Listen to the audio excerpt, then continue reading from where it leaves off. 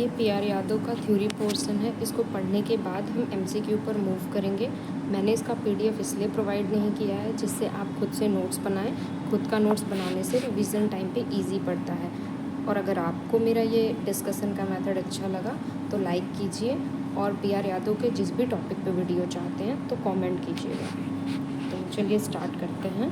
पहला हमारा जो टॉपिक है पहला वो है पीआईएच, प्री एक्लेम्शिया और एक्लेम्शिया।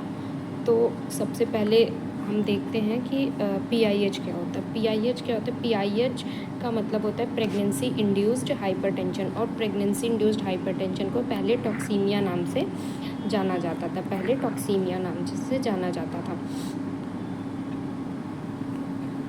पीआईएच में जो बीपी होती है वो 20 वीक के बाद जो प्रेग्नेंट लेडी होती है, प्रेग्नेंट मदर होती है, उनका बीपी 20 वीक के बाद, 20 वीक ऑफ जेस्टेशन के बाद बीपी बढ़ करके 140/90 हो जाता है या इससे ज़्यादा हो जाता है। लेकिन इन 2 एपिसोड, मतलब ये नहीं कि एक बार हमने बीपी नापा और 140/90 है तो हम बोल देंगे पीआईएच है। नहीं, उसको 2 बार बीपी हमको मेज़र करना है 4 आवर्स बाद। मतलब 2 एपिसोड में मेज़र करना, और बीपी 140/90 या उससे ज़्यादा मिलती है दैट मीन्स कि उसे पीआईएच है। लेकिन ये भी पीआईएच कब बोलेंगे? जब 20 वीक के बाद ये जो केस है ये मिलता है। अगर 20 वीक के पहले पीआईएच मिलता है तो उसका कॉज तो वो पीआईएच नहीं, वहाँ पे हाइडेटी फॉर्म मोल भी हो सकता है और भी अदर रीज़न है जो कि हम आगे चल के पढ़ेंगे। ठीक है, तो पीआईएच में बीपी बढ़ करके 140/90 से ज़्यादा हो जाता है इन 2 एपिसोड आफ्टर 20 वीक। उसके बाद पीआईएच के बाद हम पढ़ेंगे प्री एक्लेम्शिया। देखो, पीआईएच ही जब आगे बढ़ जाता है तो वही कन्वर्ट हो जाता है प्री एक्लेम्शिया में। प्री एक्लेम्शिया में को हम क्लासीफाई करते हैं 2 में। एक होता है हमारा माइल्ड प्री एक्लेम्शिया, या इसको हम अर्ली प्री एक्लेम्शिया बोलते हैं। ठीक है, और एक होता है severe pre eclampsia. Mild pre eclampsia में क्या होता है? बीपी बढ़ तो जाता है और 140/90 से ज़्यादा होता है बीपी, बट 160/90 से कम ही रहती है बीपी, इससे ज़्यादा नहीं बढ़ती है। लेकिन सीवियर में क्या हो जाता है? सीवियर में बीपी बढ़ जाती है और 160/90 से भी बीपी ज़्यादा हो जाती है। प्रोटीन यूरिया दोनों में प्रेजेंट होगा, मतलब कि यूरिन में प्रोटीन आएगा। लेकिन सीवियर केस में क्या होगा? प्रोटीन +3 ग्रेड से भी ज़्यादा होगा। इसमें ऑर्गन इन्वॉल्वमेंट नहीं होता है, मतलब no sign of organ damage. Organ damage का साइन हमें माइल्ड प्री एक्लेम्शिया में नहीं दिखाई देता। और जो सीवियर प्री एक्लेम्शिया होता है इसमें इंड ऑर्गन इन्वॉल्वमेंट का साइन हमको दिखाई देता है। इंड ऑर्गन इन्वॉल्वमेंट क्या होता है वो अभी बता रही हूँ मैं। और जो सीवियर प्री एक्लेम्शिया होता है इसको हम अलार्मिंग प्री एक्लेम्शिया भी बोलते हैं, क्योंकि ये किस में चेंज हो जाता है? एक्लेम्शिया में। ठीक है, ये किस में चेंज हो जाता है? एक्लेम्शिया में। और जो प्री एक्लेम्शिया होता है इसमें क्रिएटिनिन का लेवल बढ़ करके 1 mg/dl से ज़्यादा होता है, और यूरिक एसिड भी बढ़ जाता है 4.5 mg/dl से। और जो सीवियर प्री एक्लेम्शिया होता है इसमें डीप टेंडन रिफ्लेक्स जो होता है वो +4 हो जाता है, दैट मीन्स हाइपर एक्टिविटी हो जाती है। और नॉर्मल हमारा डीप टेंडन रिफ्लेक्स कितना होता है? +2 ग्रेड होता है, जिसको ब्रिस्की रिस्पॉन्स बोलते हैं। ठीक है, तो अब सबसे पहले हम देखते हैं sign of end organ involvement का क्या मतलब होता है। Sign of end organ involvement में बहुत सारे साइन इंक्लूडेड होते हैं। सबसे पहले आता है reduce platelet count. Platelet count घट करके कितना हो जाता है? 1 लाख से भी कम हो जाता है। ठीक है, platelet count. Shortness of breath हो जाती है। शॉर्टनेस ऑफ ब्रीथ क्यों होता है? क्योंकि पल्मोनरी इडीमा हो जाता है। जब पल्मोनरी इडीमा क्यों हुआ? क्योंकि हमने अभी पढ़ा था इसमें प्रोटीन यूरिया होता है। प्रोटीन यूरिया का मतलब जो यूरिन होता है वहाँ से एल्बुमिन प्रोटीन बाहर निकलने लगता है। ठीक है, एल्बुमिन प्रोटीन यूरिन से पास हो जाता है, तो यूरिन से पास होने की वजह से ये क्या होगा? ब्लड में इसकी वैल्यू ब्लड में घट जाएगी, है ना, इसकी वैल्यू ब्लड में घट जाएगी। और हमको पता है कि जो एल्बुमिन होता है ये कैसा काम करता है? एल्बुमिन हमारी बॉडी में स्पंज की तरह काम करता है। स्पंज मतलब स्पंज की तरह, जैसे स्पंज होता है पानी को अपने अंदर सोख के रखता है, तो ऐसे ही एल्बुमिन हमारी बॉडी में पानी को क्या ऐसी जगह पे रखता है जहाँ पे पानी को होना चाहिए, मतलब सोख के रखता है। एल्बुमिन निकल गया तो पानी जहाँ पे होना चाहिए, मतलब इंट्रा सेलुलर में अगर होना चाहिए तो वहाँ से बह करके कहाँ चला जाएगा, एक्स्ट्रा सेलुलर में चला जाएगा, क्योंकि ये स्पंज तो है ही नहीं उसको रोकने के लिए। तो इस वजह से क्या होता है, एल्बुमिन लॉस हो रहा है। तो इसकी वजह से हमको इसमें क्या देखने को मिलता है, इडिमा कोई भी इडिमा हो सकता है, पल्मोनरी इडिमा होगा, शॉर्टनेस ऑफ ब्रीथ होगी, और रैपिड वेट गेन और स्वेलिंग भी होती है। क्योंकि प्रोटीन्यूरिया हमको इसमें साइन ऑफ ऑर्गन इन्वॉल्वमेंट में दिख रहा है। और यूरिन आउटपुट, क्योंकि हमको पता है कि बीपी बढ़ गई थी, और बीपी कितनी बढ़ी थी, 160/90 से भी ज़्यादा हो जाता है सीवियर में। और हमको पता है कभी भी हाइपरटेंशन होता है किसी भी पेशेंट को आप देखेंगे तो उसमें यूरिन आउटपुट घट जाता है, और इस केस में यूरिन आउटपुट घट के कितना हो जाएगा, 30 ml पर आवर से भी कम हो जाएगा। और इसमें हम देखेंगे सीवियर हेडेक होगा, और हेडेक ऐसा होगा जो कि एनाल्जेसिया से भी एनाल्जेसिक से भी क्या होगा, ठीक नहीं होगा। ठीक है, एनाल्जेसिक से भी ये हेडेक रिलीफ नहीं होगा। और विजुअल डिस्टर्बेंसेस होंगे, विजुअल डिस्टर्बेंस होता है इसमें, जैसे ब्लड विजन हो गया, डिप्लोपिया हो गया, लाइट सेंसिटिविटी होगी, तो ये चीज़ भी हमको देखने को मिलेगी। इपीगैस्ट्रिक पेन होगा, ये इसलिए होगा क्योंकि वहाँ पे लिवर एंजाइम बहुत ज़्यादा बढ़ रहा है, और भी कॉज है जो वहाँ जो लिवर का कैप्सूल होता है उसमें स्ट्रेच होता है, इस वजह से क्या होता है, इपीगैस्ट्रिक पेन होता है। इतना डीप पढ़ने की ज़रूरत नहीं है, क्वेश्चन हम लगा लेंगे एमसीक्यू का इतना पढ़ के। ठीक है, तो जो लिवर एंजाइम है वो बढ़ के कितना हो जाता है, डबल हो जाता है। अल्कलाइन फास्फेट हमको पता है ना लिवर एंजाइम में, ये डबल हो जाएगा। और हम सीरम क्रिएटिनिन पहले ही पढ़ चुके हैं, 1.1 mg/dl से ज़्यादा हो जाता है। यूरिक एसिड 4.5 mg/dl से ज़्यादा हो जाता है। रैपिड वेट गेन और स्वेलिंग क्यों होता है ये भी हम पढ़ लें। तो ये है हमारा क्या, sign of end organ involvement. तो हमने सबसे पहले अभी तक हमने देख लिया PIH क्या है, और हमने प्री एक्लेम्शिया देख लिया उसका, फिर हमने माइल्ड स्टेज देख लिया है ना, माइल्ड भी देख लिया, सीवियर भी देख लिया। उसके बाद हमने देखा कि PIH क्या होता है, फिर PIH क्या होता है ये भी देख लिया, sign of end organ involvement भी देखा। अब नेक्स्ट हमारा आता है, आप इसका स्क्रीनशॉट ले लीजिए नोट्स बनाने के लिए।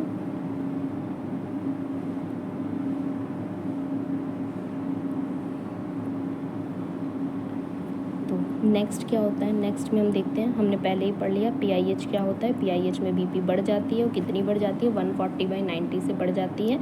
और ये 2 एपिसोड में होता है, 20 वीक ऑफ प्रेगनेंसी से लेकर के। देखो ये मैं पहले ही बता दी हूँ, अगर 20 वीक के पहले बीपी बढ़ रही है 140/90 तो इसका मतलब क्या है, मोलर प्रेगनेंसी है या पॉलीहाइड्रोएमनियोस है। अगर 20 वीक के बाद बीपी बढ़ रही है तो इसका मतलब क्या है, PIH है। ठीक है, PIH कब से कब तक होता है, 20 वीक के बाद से लेकर के, ठीक है, 20 वीक के बाद से लेकर के ये होता है फर्स्ट वीक ऑफ पोस्टपार्टम। ठीक है, कब तक होता है, पोस्टपार्टम में भी यूजुअली 48 आवर। ठीक है, 48 आवर के बाद जो PIH होता है ये ठीक होने लगता है, क्योंकि PIH हमने गायनी में पढ़ा हुआ है, कि जो PIH होता है वो किसकी वजह से होता है, PIH हमारा प्लेसेंटा की वजह से होता है। जब प्लेसेंटा फॉर्मेशन होगा वहाँ पे हमको देखेंगे उसकी वजह से होता है। इतना डीप हमें पढ़ने की ज़रूरत नहीं है MCQ के लिए। तो PIH जो है, अब प्लेसेंटा निकल गया है ना डिलीवरी के बाद, तो इस वजह से जो PIH है वो नॉर्मल होने लग जाता है। ठीक है, वो क्या होता है, नॉर्मल होने लग जाता है PIH। तो PIH वही लिखा है, जनरली 20 वीक से लेकर के फर्स्ट पोस्टपार्टम वीक तक रहता है, उसके बाद ये सही हो जाता है। और फर्स्ट पोस्टपार्टम वीक में भी 48 आवर्स तक इसका रिस्क ज़्यादा रहता है। ठीक है, PIH उन फीमेल्स में देखा जाता है जो पहले से क्या थी, प्रेग्नेंट, जो पहले से नॉर्मोटेंसिव थी। नॉर्मोटेंसिव का मतलब जिनकी बीपी नॉर्मल होती थी, और नॉन प्रोटीन्यूरिक मतलब प्रोटीन उनके यूरिन में नहीं आता था। मतलब ऐसी फीमेल में PIH हम देखेंगे 20 वीक के बाद, जो कि पहले उनको बीपी की कभी प्रॉब्लम नहीं थी। ठीक है, उनके यूरिन में कभी भी प्रोटीन नहीं आता था, लेकिन सडनली 20 वीक के बाद हम देखेंगे उनकी बीपी बढ़ जाएगी, उनके यूरिन में क्या आने लगेगा, प्रोटीन आने लगेगा। ठीक है, क्लिनिकल में जब हम देखेंगे कि उस फीमेल को पहले वो नॉर्मल थी, बोलेगी मेरा तो बीपी भी नहीं बढ़ता, तो इस केस में क्या होगा, PIH में 20 वीक के बाद बीपी बढ़ जाएगी। ठीक है, अच्छा, बीपी कितनी बढ़ जाएगी, बीपी जो हमारा नॉर्मल बीपी बेस लाइन होता है वो कितना होता है, 120/80 mmHg है ना, ये हमारा नॉर्मल होता है। लेकिन प्री एक्लेम्शिया में क्या होगा, ये हमारा सिस्टोलिक बीपी होता है और ये हमारा डायस्टोलिक बीपी होता है। जो सिस्टोलिक बीपी है ये मतलब बेस लाइन से 30 mmHg ज़्यादा हो जाएगा। बेस लाइन से कितना, मतलब 30 mm, मतलब 20 40 50 150 तक बीपी पहुंच सकती है। और फिर 15 mmHg डायस्टोलिक क्या होगा, बढ़ जाएगा। 15 mmHg हमारा 80 से 15 mmHg तक बढ़ सकता है नॉर्मल। और इसमें क्या होता है, PIH में जो मीन आर्टीरियल ब्लड प्रेशर होता है, MABP कितना होता है, 105 से भी ज़्यादा हो जाता है PIH में, ठीक है। अब हमने प्री एक्लेम्शिया पढ़ लिया और माइल्ड फॉर्म भी उसका और जो है सीवियर फॉर्म भी। उसके बाद हमने पढ़ लिया PIH। अब हम पढ़ेंगे एक्लेम्शिया, ठीक है। एक्लेम्शिया क्या होता है, देखो जो हमने सीवियर फॉर्म पढ़ा था ना प्री एक्लेम्शिया का, वो तो पूरा उसके जितने सिम्टम थे, जो भी चीज़ें हमने पढ़ी वो सब इसमें होगा। लेकिन साथ में एक और चीज़ होती है जनरलाइज्ड, ये होगा हमारा जनरलाइज्ड, इसको लिख लेना, जनरलाइज्ड क्लोनिक टोनिक सीजर, ठीक है। कौन सा सीजर मिलेगा इसमें, कन्वल्जन, हमको जनरलाइज्ड क्लोनिक टोनिक सीजर मिलेगा, मतलब कन्वल्जन मिलेगा, ठीक है। तो ये हमारा क्या होता है, एक्लेम्शिया। अब वही जो सीवियर प्री एक्लेम्शिया में हमने पढ़ा था, BP 160/90 से ज़्यादा हो जाएगा, इंड ऑर्गन इन्वॉल्वमेंट होगा, प्रोटीन +3 ग्रेड में होगा। एक इसमें है हेल्प सिंड्रोम, जो कि हमने सीवियर प्री एक्लेम्शिया में भी देखा था। इसमें रिस्क हो जाता है ICH का, इंट्राक्रैनियल हेमरेज का, क्योंकि BP क्या थी, बहुत ज़्यादा बढ़ रही थी, ठीक है। और हमको पता है ब्रेन से रिलेटेड अगर ICH ऐसी चीज़ें होती हैं तो साइकोसिस हमको देखने को मिलता है। जब हम न्यूरो के पेशेंट देखेंगे, वहाँ पे भी हेमरेज के केसेस जब देखेंगे तो वहाँ पे भी हमको साइकोसिस दिखेगा, ठीक है। साइकोसिस भी देखने को मिलेगी एक्लेम्शिया में। तो ये प्री एक्लेम्शिया से थोड़ा सा ये लाइन डिफरेंट है। और हमारा क्या है, एक तो हेल्प सिंड्रोम इसमें देखने को मिलेगा और प्लस में कन्वर्जन। तो ये थोड़ा सा हमारा सीवियर प्री एक्लेम्शिया से थोड़ा सा डिफरेंस है। इसमें रिस्क तो हमारा सीवियर में भी होगा और ये चीज़ भी, बस इसमें कन्वर्जन याद रखना, ठीक है। कन्वर्जन है, दैट मीन्स प्री एक्लेम्शिया जो है किसमें चेंज हो गया, एक्लेम्शिया में। अच्छा, इसमें डिफरेंस भी हमें जानना ज़रूरी है। देखो कन्वर्जन हमें कैसा था, एक तो एपिलेप्सी हमने सुना है, मिर्गी है ना, मिर्गी और एक्लेम्शिया में क्या डिफरेंस है। तो देखो सबसे पहले हम तीनों में डिफरेंस देखते हैं, प्री एक्लेम्शिया, एक्लेम्शिया और एपिलेप्सी। प्री एक्लेम्शिया में भी सीवियर वाले में क्या है, 160/90 से BP बढ़ जाएगा, सेम एक्लेम्शिया में होगा। लेकिन एक एपिलेप्सी में ऐसा कुछ मतलब इससे रिलेटेड नहीं होता है, ठीक है। वो न्यूरोलॉजिकल डिसऑर्डर्स होती है, सर्कुलेटरी डिसऑर्डर नहीं है। लेकिन PIH क्या है, वो हमारा सर्कुलेशन से रिलेटेड है, सर्कुलेशन से रिलेटेड है। जबकि हमारा एपिलेप्सी किस सिस्टम से रिलेटेड है, नर्वस सिस्टम से, ठीक है। किससे रिलेटेड है, नर्वस सिस्टम से। तो इसमें क्या हो जाएगा, जो प्री एक्लेम्शिया है और एक्लेम्शिया दोनों BP बढ़ेगी, एपिलेप्सी पे ऐसा कुछ नहीं, मतलब कहा नहीं जा सकता। लेकिन जो प्री एक्लेम्शिया है इसमें हमको कन्वर्जन नहीं देखने को मिलता है। एक्लेम्शिया में हमें कन्वर्जन देखने को मिलता है, एपिलेप्सी में तो सीजर होता ही है। इसमें प्रोटीन यूरिया प्रेजेंट होगा, इडीमा प्रेजेंट होगा। सेम एक्लेम्शिया में भी प्रोटीन यूरिया प्रेजेंट होगा, इडीमा प्रेजेंट होगा सॉरी। बट एपिलेप्सी में प्रोटीन यूरिया और इडीमा देखने को नहीं मिलेगा। अच्छा, अभी हमने एक्लेम्शिया में क्या पढ़ा था, हेल्प सिंड्रोम, है ना। हेल्प सिंड्रोम का मतलब क्या होता है, H मतलब हेमोलिसिस होगी, मतलब ब्लड जो RBCs होंगी उनका ब्रेकडाउन होने लगेगा। लिवर एंजाइम हम पहले ही पढ़ चुके हैं, डबल हो जाएगा, मतलब एलिवेटेड लिवर एंजाइम हो जाएगा, लो प्लेटलेट काउंट हो जाएगा, प्लेटलेट काउंट घट करके 1 लाख हो जाएगा। इंसिडेंट्स क्या क्या होते हैं प्री एक्लेम्शिया के, हमने पढ़ा है।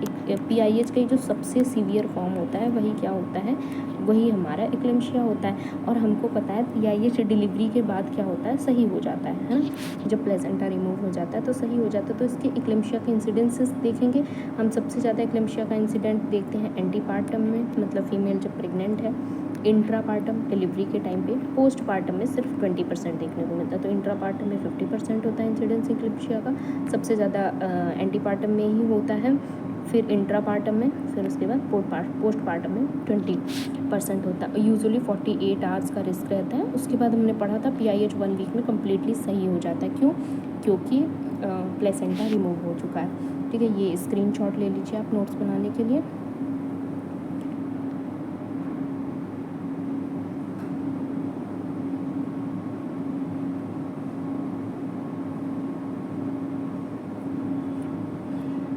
अब नेक्स्ट हम देखते हैं, देखो इसमें क्या होता है, प्री एक्लेम्शिया और एक्लेम्शिया में दो ड्रग दी जाती हैं। एक हमारा होता है anti hypertensive drug, anti HTN drug, और दूसरा हमारा होता है मैग्नीशियम सल्फेट। ठीक है, मैग्नीशियम सल्फेट हमारा दूसरा इसमें जो है प्री एक्लेम्शिया एक्लेम्शिया में ड्रग दिया जाता है। अब देखो जो मैग्नीशियम सल्फेट होता है, और हमने क्या पढ़ा, एंटी हाइपरटेंसिव ड्रग। ठीक है, मैग्नीशियम सल्फेट हमारी ड्रग ऑफ चॉइस होती है एक्लेम्शिया और एक्लेम्शिया में, किस चीज़ के लिए, कन्वर्जन को प्रिवेंट करने के लिए।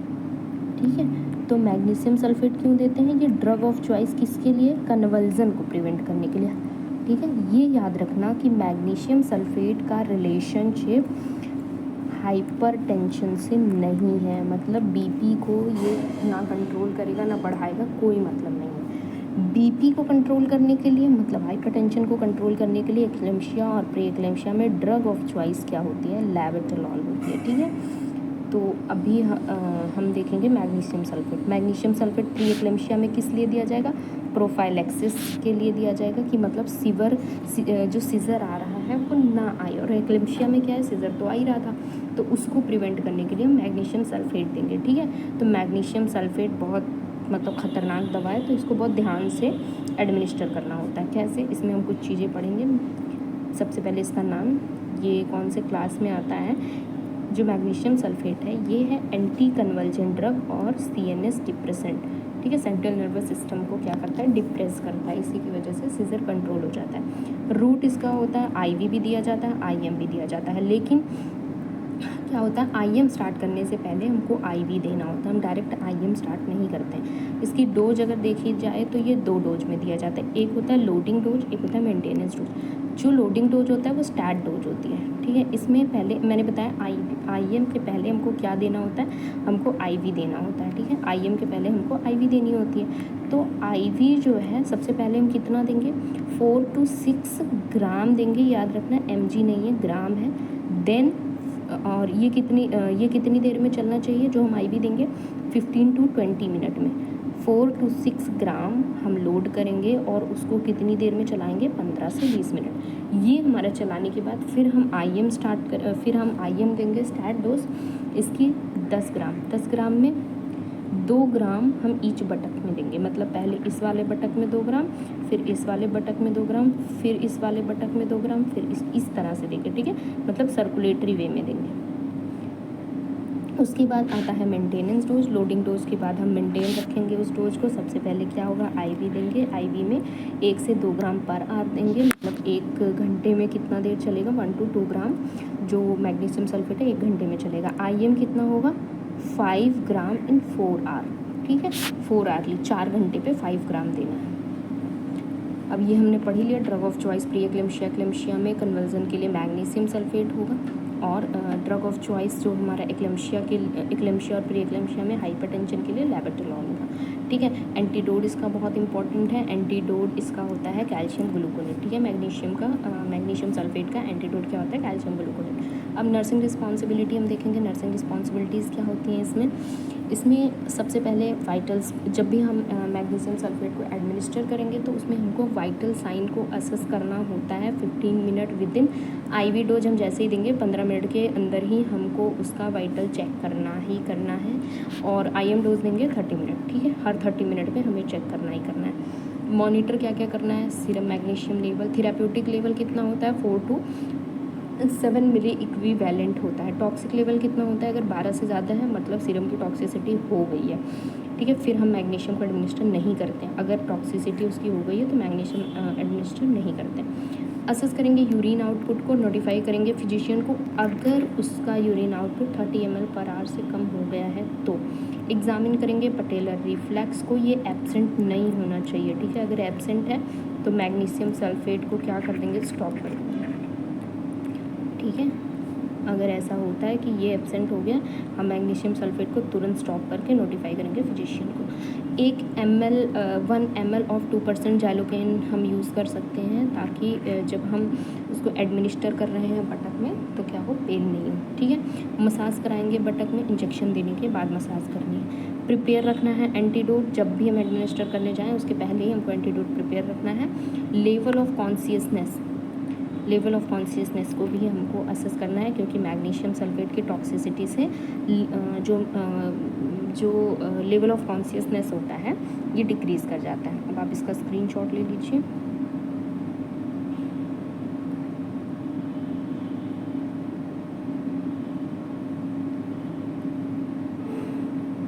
नेक्स्ट नर्सिंग रिस्पॉन्सिबिलिटी, अगर नी जर्क रिफ्लेक्स एब्सेंट है और respiratory rate 12 breath per minute से कम है, urine output 30 ml per hour से ज़्यादा है, तो मैग्नीशियम सल्फेट एडमिनिस्टर नहीं करेंगे और नोटिफाई कैसे करेंगे, फिजिशियन को। ठीक है, उसके बाद फिर टॉक्सिसिटी हम देखेंगे, क्या मतलब कैसे पता चलेगा मैग्नीशियम की टॉक्सिसिटी हो गई है।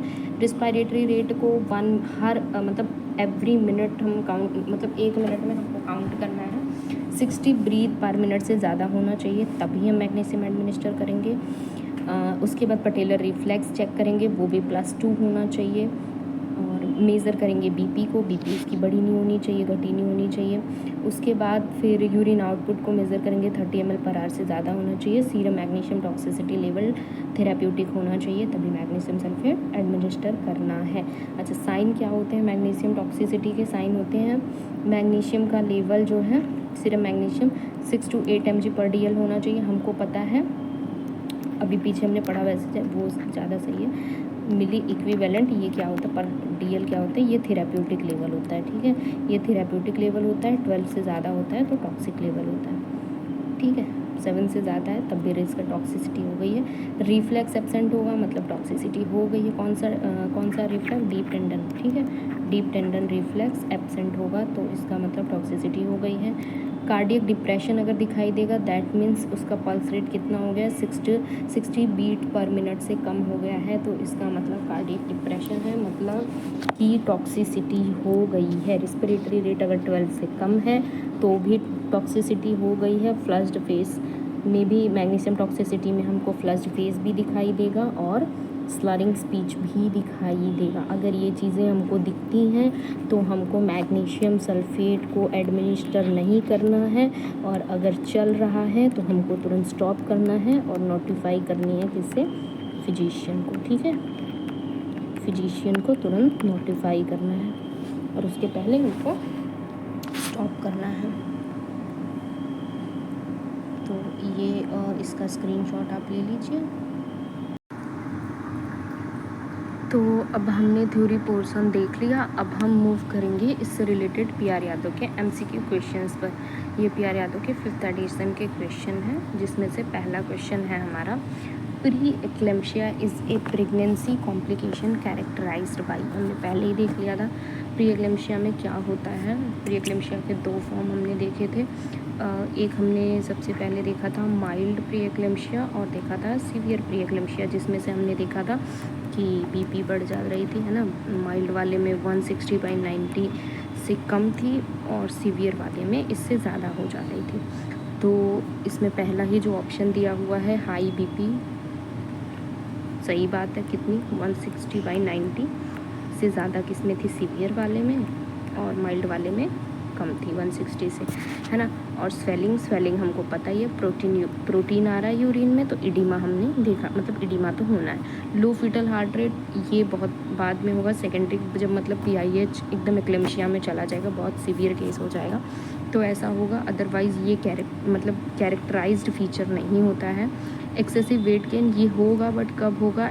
सीवियर फॉर्म में, और ऐसा तो कुछ पूछा नहीं है ना, कि सीवियर वाले में। और मोस्ट अप्रोप्रिएट तो मतलब इससे ज़्यादा मोस्ट अप्रोप्रिएट ऑप्शन ये है। फ्रीक्वेंट कॉन्ट्रैक्शन ऐसा कुछ नहीं है, ये तो लेबर के टाइम पे होगा। फिर नेक्स्ट हमारा है all of following are the sign of pregnancy induced hypertension except. मतलब सारे साइन हैं प्रेगनेंसी इंड्यूस्ड है। तो हमको पता है PIH में साइन क्या होता है, सबसे पहले तो BP बढ़ जाती है, मतलब हाई ब्लड प्रेशर। प्रोटीनूरिया भी देखने को मिलता ही है हमको।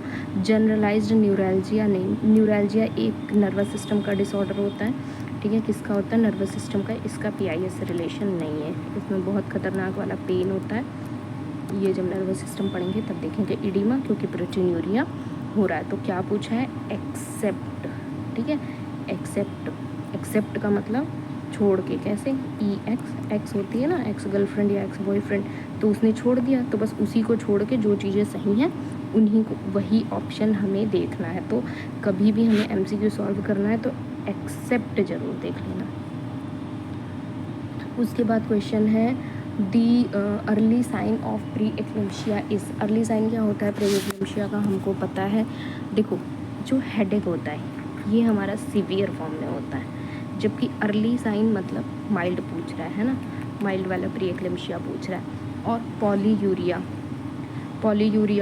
पॉलीयूरिया हमने डायबिटीज़ में, हम डायबिटीज़ में देखेंगे। पॉलीयूरिया मतलब यूरिन का आउटपुट बहुत ज़्यादा बढ़ जाना, जबकि बीपी, जब हाइपरटेंशन में क्या होता है, यूरिन आउटपुट क्या हो जाता है, यूरिन आउटपुट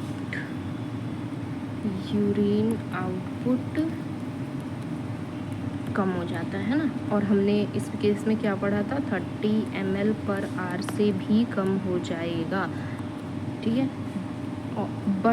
बट वो किस केस में होगा, सीवियर फॉर्म में। और प्रोटीनयूरिया ये हमने देखा था माइल्ड वाले में भी होता है और सीवियर वाले प्री एक्लेम्शिया में भी होता है। सीजर हमको पता है ये किस में होता है, ये एक्लेम्शिया में हमको देखने को मिलता है, ठीक है। नेक्स्ट क्वेश्चन है एल्बुमिन्यूरिया इज़ ए साइन ऑफ, तो हमको पता है PIH में प्रोटीनयूरिया होता है। प्रोटीनयूरिया में भी कौन सा निकलता है प्रोटीन, एल्बुमिन प्रोटीन, मैं पहले ही बता चुकी हूँ, जो कि स्पंज का काम करता है। थ्योरी पोर्शन में एल्बुमिन निकलता है, इसलिए हम इसको क्या बोलते हैं, एल्बुमिन्यूरिया बोलते हैं। एल्बुमिन्यूरिया किसका साइन है, PIH का साइन है। यहाँ पे ऑप्शन क्या दिया हुआ है, प्री एक्लेम्शिया, सही बात है। एक्टोपिक गेस्टेशन, एक्टोपिक प्रेगनेंसी में क्या होता है, जो फर्टिलाइज्ड ओवम होता है उसका इम्प्लांटेशन कहाँ हो जाता है, अदर देन यूट्रस। ये टॉपिक भी हम कवर करेंगे। अदर देन यूट्रस, उसको हम क्या बोलते हैं, एक्टोपिक जेस्टेशन। एबॉर्शन क्या होता है ये पता ही है सबको नॉर्मली। वेजिकुलर मोल भी, ये भी हम आगे मोलर प्रेगनेंसी में डिस्कस करेंगे, ठीक है। ये फिर नेक्स्ट क्वेश्चन हमारा होता है कि pregnancy induced hypertension,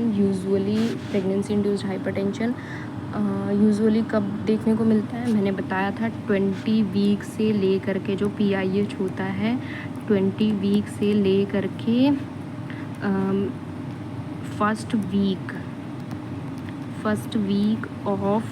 week of postpartum, ठीक है। पोस्टपार्टम मतलब डिलीवरी के 1 वीक के बाद ये कम्प्लीटली PIH ख़त्म हो जाता है। PIH मतलब जो प्रॉब्लम थी वो सही हो जाती है। और ख़ासकर फर्स्ट वीक पोस्टपार्टम के भी 48 आवर तक ही इसका जो है रिस्क होता है, प्री एक्लेम्शिया का ज़्यादा, उसके बाद रिस्क नहीं होता। तो 20 वीक्स ऑफ जेस्टेशन से लेके 40 आवर्स ऑफ पोस्टपार्टम भी हम बोल सकते हैं। तो यहाँ पे आंसर हमारा करेक्ट हो जाएगा 20 वीक, ठीक है। नेक्स्ट क्वेश्चन है हमारा pre eclampsia is more common after 20 week of pregnancy in women with. अब हम पहले ही पढ़ चुके हैं, प्री एक्लेम्शिया हमको उन फीमेल में दिखाई देता है जिनका BP पहले तो नॉर्मल था, है ना। पहले क्या था, BP नॉर्मल था। प्रोटीन यूरिया मतलब उनके यूरिन में प्रोटीन एब्सेंट रहता था, मतलब पहले ऐसी प्रॉब्लम नहीं थी प्रोटीन यूरिया की, ठीक है, एब्सेंट था। पहले हाइपरटेंशन की शिकायत उनको नहीं थी, बट सडनली क्या हुआ, प्रेगनेंसी उन्होंने कंसीव करी और उसके 20 वीक के बाद हमको मतलब उस फीमेल में BP का क्या हुआ, BP बढ़ गई, तो मतलब क्या हो गया, प्री एक्लेम्शिया हो गया। तो उस वुमेन में देखने को मिलता है जो पहले नॉर्मोटेंसिव थी और नॉन प्रोटीन्यूरिक थी, मतलब नॉर्मल BP था, प्रोटीन यूरिया एब्सेंट था। अच्छा, यहाँ एक ऑप्शन दिया हुआ है हाइडिटी फॉर्म मोल, ये हमको 20 वीक के पहले ही प्री एक्लेम्शिया इसमें दिखने लगता है PIH में, लेकिन यहाँ पे बता दिया गया है कि 20 वीक के आफ्टर दिख रही है BP बढ़ी हुई, ठीक है। मतलब तो फिर इसका मतलब है ये क्या है, ये PIH है, ये प्रेगनेंसी इंड्यूस्ड है। लेकिन यहीं अगर बिफोर दिया होता तो ये ऑप्शन ना हो करके क्या होता, हाइडिटफॉर्म मोल होता, क्योंकि हाइडिटफॉर्म मोल में 20 वीक के पहले ही BP बढ़ी हुई दिखती है। ठीक है, फिर कह रहा है the danger of convulsion in women with pre eclampsia int. ये कह रहा है कि मतलब उसमें जो खतरा था कन्वल्जन का, ठीक है, सीजर आने का जो खतरा था प्री एक्लेम्शिया की वजह से, तो प्री एक्लेम्शिया के ये कब ख़त्म हो जाएगा, तो ये हम पढ़ ही चुके हैं। 20 वीक से ले करके कन्वर्जन का खतरा का, प्री एक्लेम्शिया जैसे एक्लेम्शिया में तो कभी कंवर्ट हो सकता है। तो ये फर्स्ट वीक से ले करके 20 वीक ऑफ जेस्टेशन से लेके first week of post partum तक का जो है एक्लेम्शिया का खतरा रहता है, क्योंकि तब तक PIH पूरी तरह से ठीक नहीं होता है। तो यहाँ पहला है आफ्टर लेबर बिगिंस, नहीं। इंट्रापार्टम में हम पढ़ चुके हैं थ्योरी पोर्शन में कि इंट्रापार्टम में भी एक्लेम्शिया का, प्री एक्लेम्शिया का इंसिडेंस होता है। आफ्टर डिलीवरी, अगर आफ्टर डिलीवरी तो होगा, बट इसमें इन्होंने एग्जैक्ट आंसर नहीं दिया आफ्टर डिलीवरी कब, तो हो गया है 48 आवर या फिर 1 वीक। तो नेक्स्ट है 48 आवर्स ऑफ पोस्टपार्टम, नहीं, 48 आवर्स ऑफ पोस्टपार्टम या फिर 1 वीक ऑफ पोस्टपार्टम के बाद जो ये कन्वर्जन का डेंजर है, मतलब खतरा है, ये क्या है हमारा सही हो जाएगा। ठीक है, नेक्स्ट है nurse is assessing a client with pregnancy induced hypertension, the nurse expect, देखो ये जो एक्सपेक्ट है ना, इसका मतलब होता है उम्मीद, और जो हम पहले ये एस्पेक्ट है वो एक्सेप्ट है, वो क्या था अपवाद, मतलब उसको छोड़ के आंसर करना था। यहाँ क्या है उम्मीद, तो वो नर्स ब्लड प्रेशर उसका चेक कर रही है, तो उसको क्या उम्मीद है, मतलब उसे पता है कि ठीक है ये चीज़ तो इसमें दिखेगी ही इसको, मतलब PIH की एक फ़ीमेल आई हमारे पास, हम उसका BP मॉनिटर कर रहे हैं, बाकी साइन वाइन देख रहे हैं, तो हमको पता है कि ये PIH है इसे, तो PIH है तो हमको क्या पता है कि ये साइन तो हमें देखने को मिलेगा। तो पहला कह रहा है कि सिटिंग और स्टैंडिंग पोजीशन में उसका BP 150/100 mmHg देखने को मिलेगा, ऐसा नहीं है। मतलब हमने ऐसा तो कुछ वो पढ़ा नहीं है स्पेसिफिक कि PIH में भाई बैठने या खड़े होने पे ही BP बढ़ी, नहीं, हमेशा BP बढ़ी मिलेगी। ठीक है, चाहे वो बैठी हो चाहे वो खड़ी हो, उसका BP बढ़ा हुआ ही मिलेगा। एलिवेटेड एकम्पनाइड बाई हेडेक, बढ़ने की वजह से हेडेक होता है, सीवियर हेडेक होता है, बट वो किस में होता है, प्री एक्लेम्शिया में या सीवियर एक्लेम्शिया में होता है, जो कि किससे ठीक नहीं होता है, एनाल्जेसिक से भी ठीक नहीं होता है। अबव बेसलाइन से ज़्यादा होगा, हाँ ये बात तो सही है कि BP बेसलाइन से ज़्यादा होगी। फ्लक्चुएटिंग ऑफ ईच रीडिंग, ऐसा नहीं है, फ्लक्चुएट नहीं करेगी रीडिंग, जो आ रही थी वही आएगी। ठीक है, नेक्स्ट कह रहा है 30/15 mmHg over baseline on 2 occasion of 6, मतलब 6 घंटे बाद हम नाप रहे हैं। पहले एक बार हमने BP नापी, ठीक है, जब वो OPD में आई, फिर 6 घंटे बाद हमने उसकी BP नापी, तो मतलब 2 occasion हो गया ना। हम पहले ही पढ़ चुके हैं कि हमको 2 एपिसोड में नापना है, वहाँ हमने 4 आवर पढ़ा था, बट यहाँ क्या दिया 6 आवर, तो दोनों बात सही है, 6 आवर मानो या 4 आवर मानो। तो हम BP नापेंगे तो उनकी BP हमको कैसे मिलेगी, 140/90 हमको मिलेगी। तो लेकिन मैंने बताया था एग्जैक्ट, जब हम थ्योरी पोर्शन पढ़े थे तो वहाँ पे जो सिस्टोलिक होगा वो कितना बढ़ा हुआ मिलेगा, नॉर्मल से 30 mmHg, और जो डायस्टोलिक होगा वो कितना बढ़ा हुआ मिलेगा हमको, 15 mmHg, और मीन आर्टीरियल प्रेशर कितना बढ़ा हुआ मिलेगा, मीन आर्टीरियल प्रेशर हमको 105 mmHg से भी ज़्यादा बढ़ा हुआ मिलेगा, ये हम पहले पढ़ चुके हैं। तो इसका आंसर करेक्ट होगा 4। ठीक है, फिर है presence of eclampsia presence of preeclampsia is indicated by a serum uric acid level of more than, ये हमने पढ़ा था अभी सीवियर एक्लेम्शिया में या फिर इंटॉर्गन इन्वॉल्वमेंट में यूरिक एसिड कितना बढ़ जाता है 4.5 mg, और क्रिएटिनिन कितना बढ़ रहा था 1.1 mg/dl से ज़्यादा बढ़ रहा था, ये भी हम पढ़ चुके हैं। फिर उसके बाद है मदर है, इसमें कुछ तो मिसप्रिंट हुआ है क्या, mother blood pressure climbs to 170 by 100 mmHg, which of the following symptom would suggest to the nurse that our patient may be about to convulse. तो कन्वल्सन की प्रॉब्लम हो रही है भाई, बीपी बढ़ करके 170 बाई 100 है, चढ़ गया है उसका, इतना ज़्यादा बीपी हो गया है। तो इंक्रीज फीटल मूवमेंट, तो ऐसा थोड़ा ना होता है, फीटल मूवमेंट बढ़ जाएगा।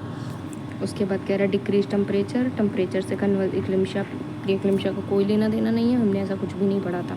ईपी गैस्ट्रिक पेन, ये हमने किस में पढ़ा था, इंड ऑर्गन इन्वॉल्वमेंट में, और इंड ऑर्गन इन्वॉल्वमेंट हमने किस में देखा था, एक्लेम्शिया में और प्री एक्लेम्शिया में देखा था, ठीक है। इंड ऑर्गन और इंड ऑर्गन का साइन ही हमने देखा था एपिगैस्ट्रिक पेन। ये कह रहा है यूरिन आउटपुट 40 ml, गलत। इंड ऑर्गन इन्वॉल्वमेंट में urine output 30 ml per hour से कम हो जाएगा, ठीक है। तो इसका जो आंसर होगा क्या होगा, थर्ड, एपिगैस्ट्रिक पेन हो जाएगा। एक नेक्स्ट क्वेश्चन है हमारा, a home care nurse visit a pregnant client who has diagnosis of mild pre eclampsia. देखो माइल्ड प्री एक्लेम्शिया पूछ रहा है, which assessment finding indicates a worsening of pre eclampsia and need to notify physician. मतलब preeclampsia, उसको mild pre eclampsia, ऐसा क्या sign हमको दिखता है कि जिससे हमें पता चलेगा कि जो प्री एक्लेम्शिया है माइल्ड वाला वो किस में चेंज हो गया, सीवियर में, ठीक है।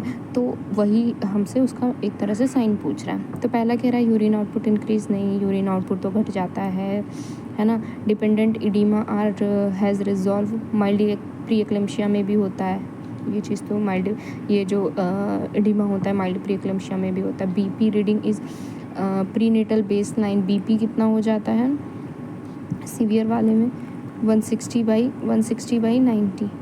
क्लाइंट कंप्लेन कर रहा है हेडेक का और ब्लर विजन का, यही हमको पता है ये किस चीज़ का साइन है, इंड ऑर्गन इन्वॉल्वमेंट। और इंड ऑर्गन इन्वॉल्वमेंट किस में होता है, इंड ऑर्गन इन्वॉल्वमेंट हमारा किस में होता है, सीवियर वाले फॉर्म में, सीवियर प्री एक्लेम्शिया में, ठीक है। तो यही पूछ रहा है कि सीवियर प्री एक्लेम्शिया का एक तरह से साइन पूछ रहा है, तो आंसर हमारा कौन सा हो जाएगा, डी हो जाएगा। नेक्स्ट हम देखते हैं, which of the following is alarming sign of pre eclampsia. हम पहले ही पढ़ चुके हैं, जो सीवियर प्री एक्लेम्शिया होता है उसी को हम क्या बोलते हैं, अलार्मिंग प्री एक्लेम्शिया बोलते हैं। उसमें हम पहले ही पढ़ चुके हैं, जो प्रोटीन यूरिया होता है वो कितना हो जाता है, +3 से ज़्यादा हो जाता है, ठीक है। और डीप टेंडन रिफ्लेक्स हमको पता है +2 नॉर्मल होता है ना, ब्रिस्की response, but deep tendon reflex कितना हो जाएगा इसमें, डीप टेंडन रिफ्लेक्स +4 हो गया है। +4 का मतलब होता है हाइपर रिफ्लेक्सिया। इसमें क्या होता है हाइपर रिफ्लेक्सिया में, रिपीटिंग क्लोनिक रिफ्लेक्स, ठीक है। क्लोनिक रिफ्लेक्स होता है, मतलब हाइपर एक्टिविटी हो जाती है, तो उसमें तो उसको हम +4 ग्रेड देते हैं डीप टेंडन रिफ्लेक्स को। ऐसा किस में देखा जाता है, सीवियर प्री एक्लेम्शिया में, ठीक है। और नॉर्मल कितना होता है, नॉर्मल हमारा होता है +2, जिसको हम ब्रिस्की रिस्पॉन्स बोलते हैं, ये हम पहले पढ़ चुके हैं, ठीक है। फिर तो इसका आंसर हमारा क्या था कि जो डीप टेंडन, देखो ये अलार्मिंग साइन पूछ रहा है, मतलब सीवियर वाला, तो ये तो गलत होगा क्योंकि +3 से ज़्यादा होना चाहिए। इडिमा ग्रेड 2, ये भी माइल्ड वाले में ही होता है, ठीक है, क्योंकि इसमें बहुत जो सीवियर होता है उसमें ज़्यादा इडिमा होता है। ब्लड प्रेशर हमको पता है कि जो सीवियर वाला सीवियर प्री एक्लेम्शिया में ब्लड प्रेशर 160 बाई 90 हो जाता है, बट यहाँ पे 150 बाई, मतलब माइल्ड वाला ही चल रहा है। डीप टेंडन रिफ्लेक्स +4 हो जाएगा, मतलब हाइपर एक्टिविटी हो जाएगी, तो हमारा जो आंसर हो जाएगा वो 4th हो जाएगा, ठीक है। नेक्स्ट हमारा क्वेश्चन है, Charu is hospitalised for treatment of severe pre eclampsia, ठीक है। चारू है, हॉस्पिटल में है, सीवियर प्री एक्लेम्शिया का ट्रीटमेंट चल रहा है। विच of the following represent N unusual finding, क्या होगी इसमें, जो है अनयूजुअल फाइंडिंग कह रहा है क्या होगी। तो देखो जनरलाइज एडिमा, सही बात है, सीवियर प्री एक्लेम्शिया में जनरलाइज एडिमा होता है। प्रोटीन यूरिया हम पढ़ चुके हैं सीवियर वाले में, +3 से ज़्यादा होता है, इसका सही बात है। बीपी 160 बाई कितना पड़ा था, 160 बाई 90 से ज़्यादा होगा या फिर उसके इक्वल होगा, ये भी सही बात है ना। और कन्वर्जन किस में होता है, एक्लेम्शिया में। तो विच of the following represent N unusual finding, क्या है इसमें भाई, है उसको सीवियर प्री एक्लेम्शिया, कह रहा है अनयूजुअल तुमको क्या दिखाई देगा, तो अनयूजुअल कन्वल्जन दिखाई देगा। अगर सीवियर प्री एक्लेम्शिया है तो उसको कन्वल्जन नहीं होगा, कन्वल्जन किस में होगा, एक्लेम्शिया में, इसलिए आंसर ये सही है, क्योंकि सीवियर में तो ये तीनों चीज़ें दिखेंगी, ये तो कॉमन है, बट ये चीज़ नहीं दिखेगी ना। और क्वेश्चन का पूछा है अनयूजुअल फाइंडिंग क्या है, तो अनयूजुअल फाइंडिंग इसमें कन्वल्जन ही है, कन्वल्जन नहीं दिखना चाहिए, कन्वल्जन हमें दिखेगा एक्लेम्शिया में। अगला क्वेश्चन, नेक्स्ट क्वेश्चन है हमारा, an antenatal mother admitted to the labour room with blood pressure of 150/90 mm Hg, ठीक है 90 mm Hg है, मतलब ये तो हमको पता है कि माइल्ड है ना, यहाँ से सिर्फ इस बात से। फिर कह रहा है प्रोटीनूरिया +3 है, अब यहाँ से हमको पता चल रहा है सीवियर है, severe pre eclampsia and oedema on hand and face, ये कब हो जाता है, देखो माइल्ड में भी होता है बट सीवियर में हैंड और फेस पे ज़्यादा इडीमा हो जाता है, ठीक है। अब एंड फेस इज डायग्नोस, अब ये डायरेक्ट बता रहा है भाई उसको severe pre eclampsia. Which among the following clinical finding support this diagnosis, कह रहे कौन सी चीज़ है, कौन सी क्लिनिकल फाइंडिंग, कौन सा clinical investigation, sorry clinical manifestation है जिससे हमको पता चल रहा है कि भाई उसको क्या है, सीवियर प्री एक्लेम्शिया है। कैसे हमने डायग्नोसिस कर दिया, तो जॉइंट पेन, जॉइंट पेन नहीं भाई, जॉइंट पेन जैसा हमने कुछ थ्योरी में पढ़ा ही नहीं था। कॉन्स्टिपेशन नहीं, वजाइनल ब्लीडिंग नहीं, हाँ विजुअल डिस्टर्बेंस, विजुअल डिस्टर्बेंस हमने किसका साइन पढ़ा था, इंड ऑर्गन इन्वॉल्वमेंट का, और इंड ऑर्गन इन्वॉल्वमेंट हमने किस में देखा था, इंड ऑर्गन इन्वॉल्वमेंट हमने देखा था सीवियर प्री एक्लेम्शिया में, तो आंसर हो जाएगा 4th। नेक्स्ट हमारा है occurrence of seizure during pregnancy is termed as, simple सा पूछ रहा है, सीजर एक्लेम्शिया प्रेगनेंसी से पूछ रहा है, इसलिए यहाँ पे हमारा क्या कहते हैं हम, इपिलेप्टिकस होगा ही नहीं भाई, इपिलेप्सी हम पढ़ ही चुके हैं उससे।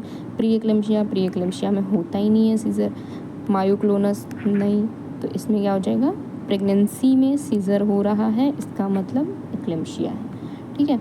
अगला है एक्लेम्शिया इज कैरेक्टराइज्ड, एक्सेप्शन पूछ रहा है, अपवाद मतलब किसको छोड़ के एक्लेम्शिया के बारे में सब सही है, तो फिर इसमें क्या है कि सीज़र सही बात है, एक्लेम्शिया में सीज़र होता ही होता है। कह रहा माइल्ड फेशियल एडिमा, ना भैया इसमें फेशियल एडिमा बहुत ज़्यादा हो जाता है, कितना होता है, बहुत ज़्यादा हो जाता है, ठीक है। बीपी सही बात है, सीवियर प्री एक्लेम्शिया में भी होता है, एक्लेम्शिया में भी ज़्यादा होता है। मार्क्ड प्रोटीन्यूरिया ये तो होना ही है, तो माइल्ड फेशियल एडिमा जो होगा इसका आंसर होगा, क्योंकि ये एक्सेप्शन है, बाकी सब सही बातें हैं। नेक्स्ट क्वेश्चन है एक्यूट कंडीशन कैरेक्टराइज कन्वल्जन है भाई और एडिमा है, सिंपल सी बात है, एक्लेम्शिया, क्योंकि एपिलेप्सी में एडिमा नहीं होगा, प्री एक्लेम्शिया में एडिमा तो होगा बट कन्वल्जन नहीं होगा, लेकिन एक्लेम्शिया में दोनों होगा।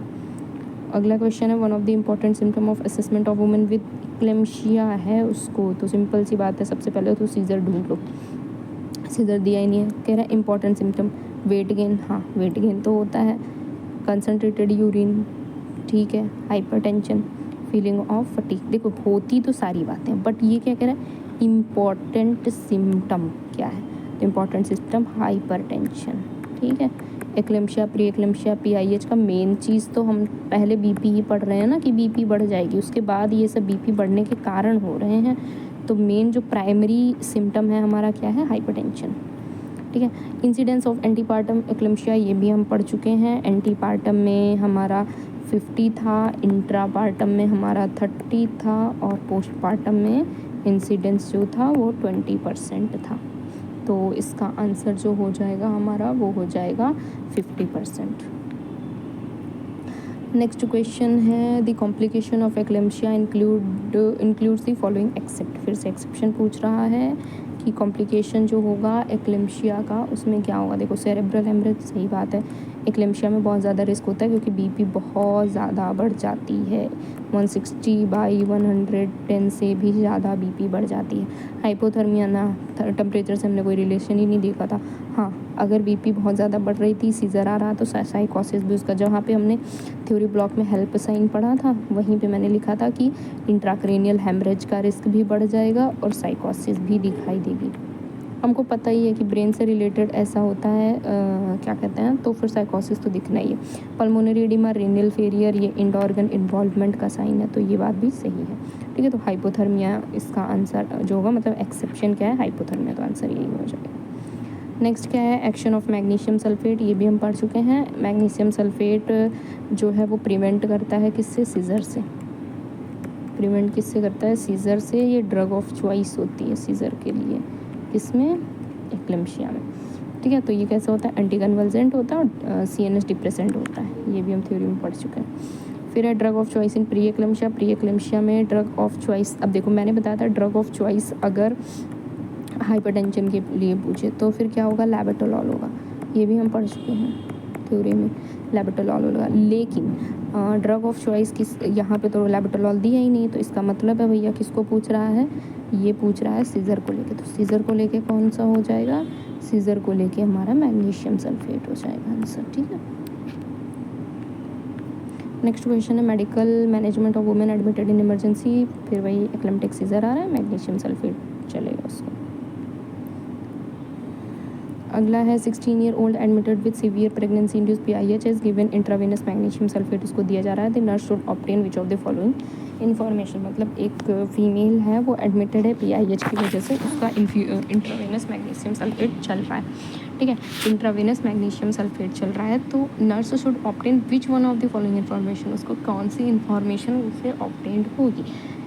तो देखो यूरिन आउटपुट एवरी 8 आवर्स, तो यूरिन आउटपुट कितना होना चाहिए, 30 ml पर आवर होना चाहिए, 30 ml पर आवर होना चाहिए जब भी हम तो हमारा ये मैग्नीशियम सल्फेट चल रहा है। तो एक आवर में यूरिनरी आउटपुट एवरी 8 आवर, अभी रुक जाओ, इसको कितना होना चाहिए, 30 ml पर आवर होना चाहिए। Deep tendon reflex every 4 hour, ठीक है। Respiratory rate every hour and should be, respiratory rate कितना होना चाहिए इसमें, 12 ब्रीथ पर मिनट होना ही चाहिए। ब्लड प्रेशर एवरी 6 आवर, नहीं भाई, एवरी 30 मिनट ब्लड प्रेशर हमको हमने पढ़ा था ना, IV है तो 15 मिनट, IM में 30 मिनट, हमको 30 मिनट में, एवरी 30 मिनट में हमको ब्लड प्रेशर उसका मेज़र करना है। ठीक, तो respiratory rate every hour 12 breath per minute आना चाहिए।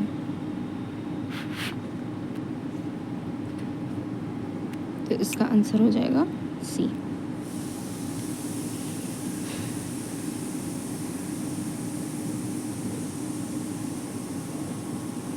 नेक्स्ट क्वेश्चन है, एक क्लाइंट विद PIH है, हॉस्पिटलाइज और रिसीव कर रहा है मैग्नीशियम सल्फेट को IV से। ठीक है, before administration each dose nurse should assess the client, मतलब तुमको मैग्नीशियम सल्फेट एडमिनिस्टर करने के पहले हम क्या देखेंगे, ठीक है। टेम्परेचर से तो मतलब है नहीं, पल्स रेट से भी मतलब नहीं है, हम देख चुके हैं। रिस्पायरेशन और पटेलर रिफ्लेक्स, सही बात है। और रिस्पायरेशन कितना होना चाहिए, रिस्पायरेशन 12 ब्रीथ पर मिनट से ज़्यादा होना चाहिए, तभी हम एडमिनिस्टर करेंगे। टेंडन रिफ्लेक्स प्रेजेंट होना चाहिए, +2 होना चाहिए, ब्रिस्की रिस्पॉन्स होनी चाहिए, तभी हम उसको क्या करेंगे, तभी एडमिनिस्टर करेंगे। ब्लड प्रेशर, अपाइकल पल्स ठीक है, बट हमको सबसे पहले रिस्पिरेशन और ये मेन असेस करना है। यूरिनरी आउटपुट रिलेटिव टू, ये ठीक है, ये भी, बट हमको सबसे पहले असेस ये चीज़ करनी है, ठीक है, क्योंकि हमें टॉक्सिसिटी देखनी थी। विच of the following noted on the assessment of A pregnant mother receiving magnesium sulphate, magnesium sulphate चल रहा है for management of pre eclampsia, मतलब प्री एक्लेम्शिया का केस है और उसके लिए मैग्नीशियम सल्फेट एक फीमेल है, उसको चल रहा है, प्रेग्नेंट मदर को चल रहा है। Determine the client is experiencing toxicity, कैसे पता चलेगा हमको कि टॉक्सिसिटी हो गई है मैग्नीशियम की।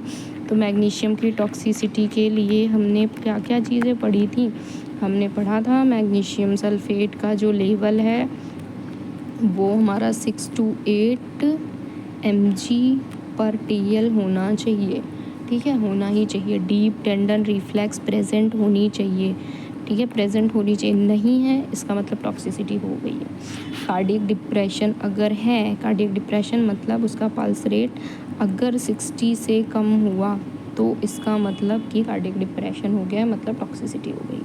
रिस्पायरेशन पढ़ा था 12 से ज़्यादा होना चाहिए, अगर 12 से कम है, अगर रिस्पायरेशन कितना हो गया है, 12 से कम है रिस्पायरेशन, तो फिर इसका मतलब कि भाई गड़बड़ हो गया है, टॉक्सिसिटी हो गई है। तो यहाँ पे पहला ही ऑप्शन कह रहा है रिस्पायरेशन 10 ब्रीथ पर मिनट, तो ये इसका मतलब टॉक्सिसिटी हो गई। प्रोटीन यूरिया तो भाई पहले से ही इतना होगा क्योंकि सीवियर फॉर्म था।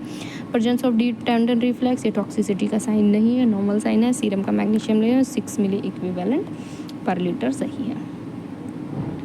इतनी ये हमारा थेराप्यूटिक लेवल है।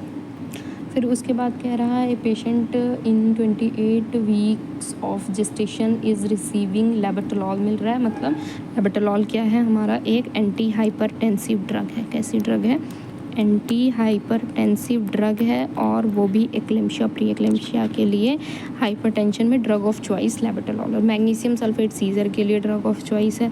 प्री एक्लेम्शिया और एक्लेम्शिया में ये भी हम पढ़ चुके हैं। फिर for her pre eclampsia treatment, ठीक है, on checking her BP you find the, उसकी बीपी में मतलब मैग्नीशियम सल्फेट और लेबेटोलॉल चल रहा है। फिर तुमने मतलब नर्स हो, तुमने बीपी नापी तो कितना मिल रहा है 186/56, ठीक है। Most likely cause this finding, भाई ऐसा क्यों हो रहा है, उसकी बीपी इतनी कम क्यों मिल रही है, पूछ रहा है। फाल्स बीपी रीडिंग ना भैया, इतने बेवकूफ़ नर्स तो हम हैं नहीं कि गलत रीडिंग करवा देंगे, है ना। एक्सीडेंटल ओवरडोज ऑफ लेबेटोलॉल, हाँ लेबेटोलॉल कैसी ड्रग थी, एंटी हाइपरटेंसिव, मतलब बीपी को कम कर रही थी, तो इसका मतलब ओवरडोज हो गया है जिसकी वजह से बीपी क्या हो गया, बीपी फॉल हो गया। पेशेंट इज़ एनसीएस, नहीं, जब भी एनसीएस होता है कोई तो उसका सिंपैथेटिक नर्वस सिस्टम काम करता है, और सिंपैथेटिक नर्वस सिस्टम काम करता है तो हमेशा बीपी बढ़ जाती है। मैग्नीशियम टॉक्सिसिटी, ना भैया मैग्नीशियम टॉक्सिसिटी का बीपी से कोई लेना देना ही नहीं है, तो इसका जो आंसर हो जाएगा सेकेंड हो जाएगा एक्सीडेंटल ओवरडोज हो गया लेबेटोलॉल का, ठीक है। फिर कह रहा है magnesium sulphate IM is administered every 4 hour, मतलब हर 4 घंटे के बाद IM दिया जा रहा है मैग्नीशियम सल्फेट का। किसको, एक एक्लेम्प्टिक क्लाइंट है उसको। Which one of the following symptom is an indication for the next dose of magnesium sulphate. अब तुम नर्स हो, तुमको नेक्स्ट डोज उसकी देनी है, तो वही हम पहले भी पढ़ चुके हैं। हमें क्या चेक करनी है कि मैग्नीशियम सल्फेट तो टॉक्सिसिटी तो नहीं होगा, ये सब सही है ना, तभी तो मैग्नीशियम एडमिनिस्टर करेंगे। तो कह रहा है absence of deep tendon reflex, ये एबनॉर्मल चीज़ है। अगर ऐसा दिख रहा है तो इसका मतलब मैग्नीशियम की टॉक्सिसिटी है, तो फिर हमको मैग्नीशियम सल्फेट एडमिनिस्टर नहीं करना है। नेक्स्ट कह रहा है रिस्पायरेटरी रेट 16 पर मिनट, सही बात है, इससे कोई दिक्कत नहीं है। मैग्नीशियम सल्फेट जब भी एडमिनिस्टर करेंगे तो जो रिस्पायरेटरी रेट है 12 ब्रीथ पर मिनट से ज़्यादा ही होना चाहिए, सही बात है, कर सकते हैं। Urine output 50 ml over the last 4 hour, कह रहा है 40 घंटे में उसने 85 ml यूरिन की, जबकि हमको पता है 30 ml पर आवर से यूरिन उसकी ज़्यादा होनी चाहिए। तो भाई 4 घंटे में सिर्फ 50 ml यूरिन आउटपुट आ रहा है, मतलब टॉक्सिसिटी हो गई है। कंप्लेन ऑफ बीइंग थ्रस्टी, ऐसा डायबिटीज़ में होता है, इससे नहीं मतलब, ठीक है। तो आंसर हमारा इसमें सेकंड हो जाएगा। नेक्स्ट कह रहा है a client receiving magnesium sulphate therapy for severe pre eclampsia, मतलब सीवियर प्री एक्लेम्शिया है, किसी को मैग्नीशियम सल्फेट की थेरेपी चल रही है। But initial sign of toxicity should alert the nurse for intervene, भाई क्या इनिशियल साइन है कि नर्स को पता चल जाएगा भाई टॉक्सिसिटी हो गई है। तो कह रहा है हाइपर एक्टिव सेंसोरियम, ना भैया, जब टॉक्सिसिटी होती है मैग्नीशियम की, जब टॉक्सिसिटी हो जाती है तो हमको क्या दिखता है, टॉक्सिसिटी होती है तो हमने पढ़ा था लॉस ऑफ कॉन्शियसनेस, LOC क्या होता है, घट जाता है, ठीक है। इंक्रीज रिस्पायरेटरी रेट, ये तो नॉर्मल कंडीशन है, मैग्नीशियम की टॉक्सिसिटी होगी तो respiratory rate 12 breath per minute से कम हो जाएगा। डेवलपमेंट ऑफ कार्डिक डिसरिथमिया नहीं, डिप्रेशन, टॉक्सिसिटी होगा तो क्या हो जाएगा, डिप्रेशन हो जाता है, और जिसमें जो हमारा पल्स रेट है वो घट करके 60 से भी कम हो जाएगा। नी जर्क रिफ्लेक्स एब्सेंट होगा, इसका मतलब हो गई टॉक्सिसिटी, क्योंकि नी जर्क रिफ्लेक्स प्रेजेंट होना चाहिए था, बट टॉक्सिसिटी में नी जर्क रिफ्लेक्स एब्सेंट हो जाता है, तो फोर्थ इसका आंसर हो जाएगा। कह रहा अगला कह रहा है while monitoring a patient of severe preeclampsia, तो मॉनिटर कर रहे हो सीवियर प्रीएक्लेम्शिया के क्लाइंट को। Who has receiving N infusion of magnesium sulphate, उसको क्या चल रहा है, मैग्नीशियम सल्फेट चल रहा है, ठीक है। फिर कह रहा है असेसमेंट रिवील्स उस a pulse rate of 55 beats per minute and respiratory rate 12 breath per minute at flushed face, next priority action would be. Next क्या है, मतलब टॉक्सिसिटी तो हो गई है, क्योंकि हमने क्या पढ़ा था, टॉक्सिसिटी में जो पल्स रेट है वो घट करके कितनी हो जाएगी, 60। तो सही बात है, घट गई है। रिस्पायरेशन 12 से कम हो जाएगा या फिर 12, ठीक है, 12 से भी कम हो जाएगा या 12 ब्रीथ पर मिनट हो जाएगा, मतलब टॉक्सिसिटी हो गई है। फ्लश्ड फेज हो गया है, मतलब सीवियर वाला इडीमा हो गया है। तो क्या करेंगे, तुरंत हम इन्फ्यूज़न को बंद कर देंगे। तो इसका यही आंसर होगा, और इन्फ्यूज़न डेक्स्ट्रो चढ़ा देंगे उसको, ठीक है। तो उसको हम D5 चढ़ाएंगे, क्योंकि ये क्या होता है, एंटागोनिस्ट होता है मैग्नीशियम सल्फेट का, ठीक है। और उसमें कैल्शियम ग्लूकोनेट रहेगा 10%, क्योंकि एंटीडोट हमको पता है कि मैग्नीशियम सल्फेट का एंटीडोट क्या होता है। अब ऐसा तो कुछ दिया नहीं है ना, कैल्शियम ग्लूकोनेट होता तो हम उसको बोलते हैं एंटीडोट चढ़ा दो भाई, टॉक्सिसिटी हो गई। बट नहीं दिया है तो 5% क्या चढ़ाएंगे, डेक्स्ट्रो मतलब D5 चढ़ा देंगे, क्योंकि ये भी ना कैल्शियम ग्लूकोनेट की तरह ही काम करता है, मतलब उल्टा असर करता है। मैग्नीशियम सल्फेट इधर जा रहा है तो इधर मतलब कम कर देगा इसकी टॉक्सिसिटी को, ठीक है। तो इन्फ्यूज़न करवा देंगे। तो आंसर हो जाएगा, स्टॉप करेंगे इन्फ्यूज़न को और स्टार्ट कर दे, जो मैग्नीशियम सल्फेट चल रहा था उसको स्टॉप करेंगे और D5 लगा देंगे। क्यों D5 हमने क्यों लगाया, क्योंकि वो कैल्शियम ग्लूकोनेट की तरह ही काम करता है, मतलब एंटागोनिस्ट होता है, उल्टा काम करता है मैग्नीशियम सल्फेट के। तो आंसर हमारा हो जाएगा सेकंड। फिर एंटीडोट पूछ रहा है, एंटीडोट पहले ही हम पढ़ चुके हैं, कैल्शियम ग्लूकोनेट होता है मैग्नीशियम सल्फेट का एंटीडोट क्या होता है, कैल्शियम ग्लूकोनेट होता है, ठीक है। फिर नेक्स्ट, एक pregnant women during her third trimester is taken care of by a clinical nurse. एक क्लिनिकल नर्स है, थर्ड ट्राइमेस्टर में एक प्रेग्नेंट लेडी है, उसकी केयर कर रही है। इन एंटीनेटल वार्ड में who is admitted to get treatment for uncontrolled PIH। Uncontrolled PIH है, मतलब सीवियर फॉर्म है उसको, ठीक है। She has evidence two episode of seizure. अब भाई सीजर बोल दिया, मतलब इक्लेम्शिया का केस है, and is receiving calcium gluconate as drug of choice. पता ही है भाई, सीजर के लिए ड्रग ऑफ चॉइस जो होती है मैग्नीशियम सल्फेट होती है। Nurse should keep which drug is antidote. Simple, इतने बड़े क्वेश्चन को देने का मतलब नहीं, सिंपल सी चीज़ पूछ रहा है, एंटीडोट क्या होगा, हमको पता है मैग्नीशियम सल्फेट का एंटीडोट क्या होता है, कैल्शियम ग्लूकोनेट। नेक्स्ट क्वेश्चन है, bed rest is essential in pre eclampsia syndrome. मतलब बेड रेस्ट क्यों ज़रूरी होता है प्री एक्लेम्शिया में। देखो, जो माइल्ड फॉर्म होता है उसमें तो बेड रेस्ट की नीड नहीं होती है, लेकिन जो सीवियर फॉर्म होता है उसमें बेड रेस्ट की नीड होती है। प्रिवेंट एक्लेम्शिया नहीं, इतना भी वो एक्लेम्शिया को नहीं प्रिवेंट कर देगा। Mobilize tissue fluid thereby lowering BP। देखो, इसमें ये ऑप्शन सही है, क्योंकि जो बेड रेस्ट होता है, ठीक है, बेड रेस्ट क्या करता है, ये जो टिश्यू होते हैं, टिश्यू में जो फ्लूइड होते हैं, ठीक है, उसको मोबिलाइज करने में हेल्प करता है, मोबिलाइज्ड करता है। और जब टिश्यू फ्लूइड मोबिलाइज करते हैं, उसकी वजह से जो BP होती है वो कम हो जाती है। तो ये कह रहा है मोबिलाइज टिश्यू फ्लूइड, सही बात है, उसकी वजह से BP improve blood circulation and oedema. तो देखो, BP कम हो जाएगी तो जो एडिमा होगा वो भी कम हो जाएगा, तो इसका ये आंसर भी सही है। तो इसका कौन सा, B भी सही है, C भी सही है। नेक्स्ट कह रहा है प्रिवेंट्स प्रीमैच्योर लेबर। नहीं, बेड रेस्ट से प्रीमैच्योर लेबर का प्रिवेंशन नहीं होता है। नेक्स्ट क्वेश्चन है, एक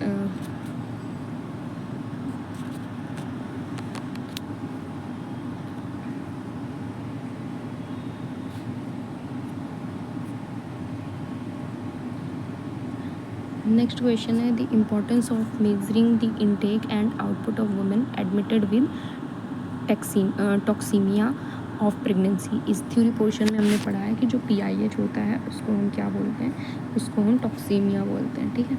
तो ये कह रहा है कि PIH है प्रेगनेंसी, मतलब PIH है उसको, तो इनटेक आउटपुट क्यों ज़रूरी है मेज़र करना। Know the bladder is completely empty, इसका कोई मतलब नहीं है। कंप्लीट द टॉक्सीमिया चार्ट, इसका भी कोई मतलब नहीं। Ensure adequate intake of fluid, मतलब ये कि फीमेल एडिक्वेट फ्लूइड ले रही है, ठीक है, ये बात भी थोड़ा सही है।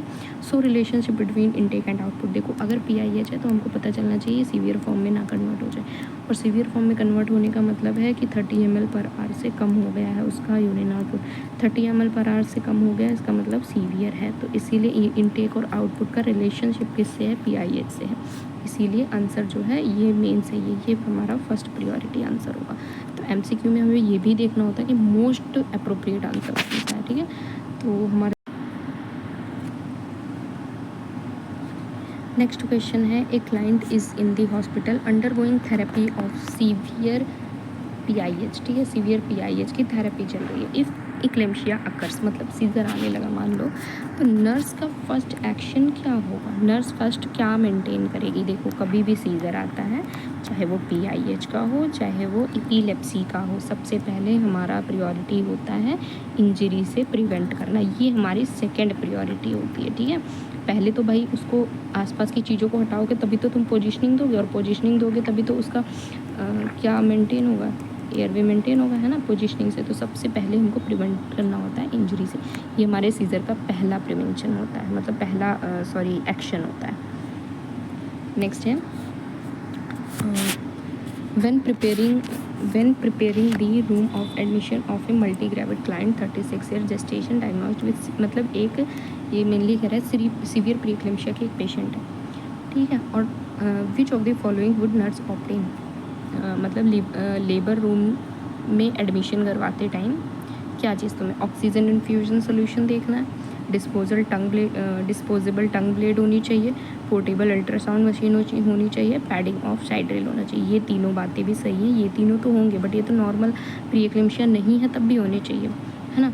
और ये टंग ब्लेड तो तुम्हारा ओपन एयरवे करेगा। तो ये जो पहले हमने अभी क्वेश्चन पढ़ा ना, सबसे पहली हमारी फर्स्ट प्रियोरिटी क्या होती है? फर्स्ट प्रियोरिटी होती है प्रिवेंट फ्रॉम इंजरी, हमें क्या करना होता है? प्रिवेंट करना होता है इंजरी से, ठीक है। तो सबसे पहले हमारा फर्स्ट एक्शन ये हो जाएगा, उसके बाद ये होगा डिस्पोजेबल टंग ब्लेड। ये क्या करता है? टंग को डिप्रेस करके रखा है ताकि टंग जो वो फॉल ना हो जाए और एयरवे को ब्लॉक ना कर दे। ये तो हम पोजिशनिंग दे के भी कर सकते हैं, बट ये हमारी सेकेंड प्रियोरिटी होती है। पहली प्रियोरिटी हमारी होती है to prevent injury during seizure, ठीक है। तो फोर्थ आंसर इसका करेक्ट हो जाएगा। कह रहा है कि नेक्स्ट क्वेश्चन है, a patient progress from pre eclampsia to eclampsia, nurses first action should be, मतलब एक पेशेंट है वो प्री एक्लेम्टिक स्टेज में था, लेकिन प्री एक्लेम्शिया उसका बढ़ के कहाँ चला जा रहा है? एक्लेम्शिया में, मतलब सीजर आ रहा है, ठीक है। उसको अब क्या चीज़ है? सीजर आने लगा है अगर एक्लेम्शिया दिया हुआ। तो कह रहा है नर्स का पहला एक्शन क्या होगा, पहले वो क्या करेगी? तो हमने पढ़ा है कि अगर सीजर आता है ना, तो चाहे हमारा एक्लेम्शिया का स्टेज हो या एपिलेप्सी का, तो जो फर्स्ट एक्शन होता है वो क्या होता है? Prevent from injury, prevent from injury.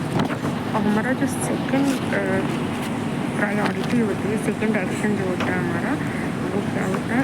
Establish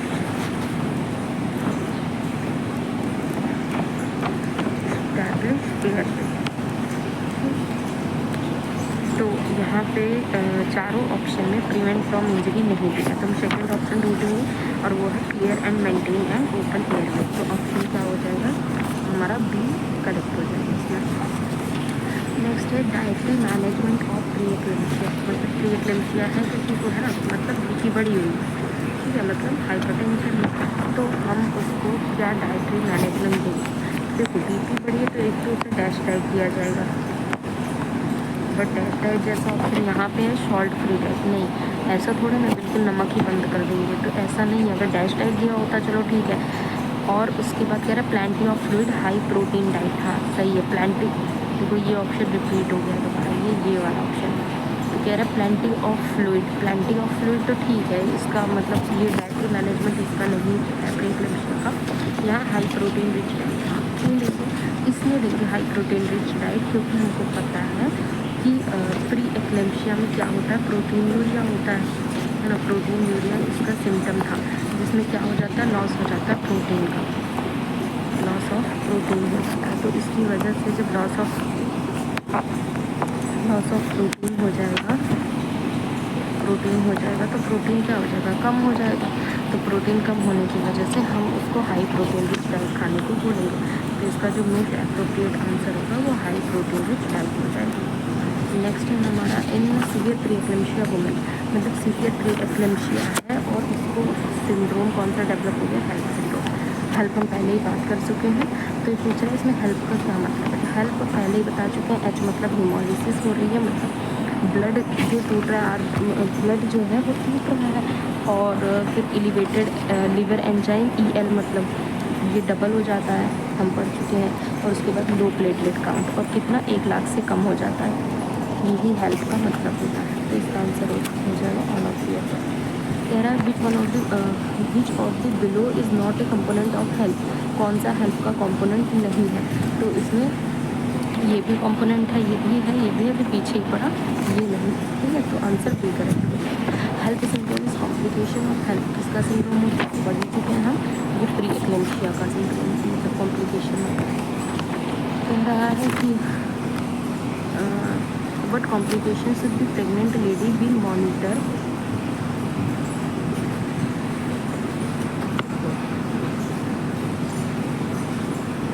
What complications should a pregnant lady be monitored for who has been admitted to the hospital with a diagnosis of preeclampsia in the last trimester? तो देखो last trimester में उसको प्रीएक्लेम्शिया develop हो रहा है। तो कह रहा है कि उस चीज़ में डायग्नोसिस ऑफ प्रीएक्लेम्शिया लास्ट ट्राइमेस्टर में क्या हो जाएगी। ठीक है, तो इसमें जो है हम देखेंगे कि कह रहा है एविडेंस ऑफ पोटेटी परफ्यूर। देखो क्या हो जाता है, हमने पढ़ा था हेल्प सिंड्रोम ना, हेल्प सिंड्रोम, और उसमें क्या हो रहा था, जो प्लेटलेट काउंट था वो लो हो जा रही थी, है ना, लो प्लेटलेट काउंट। जब प्लेटलेट काउंट लो हो जाता है तो इसकी वजह से पटेटी और परफ्यूरा हमको देखने को मिलता है। तो इसका आंसर ए हो जाएगा। तो ये हमारा MCQ के साथ हमने सबसे पहले थ्योरी कवर किया, इसमें पीआरआरओ प्लस इसमें पीआरआरओ के MCQ भी हमने डिस्कस कर दिए, और ये MCQ के 5th एडिशन।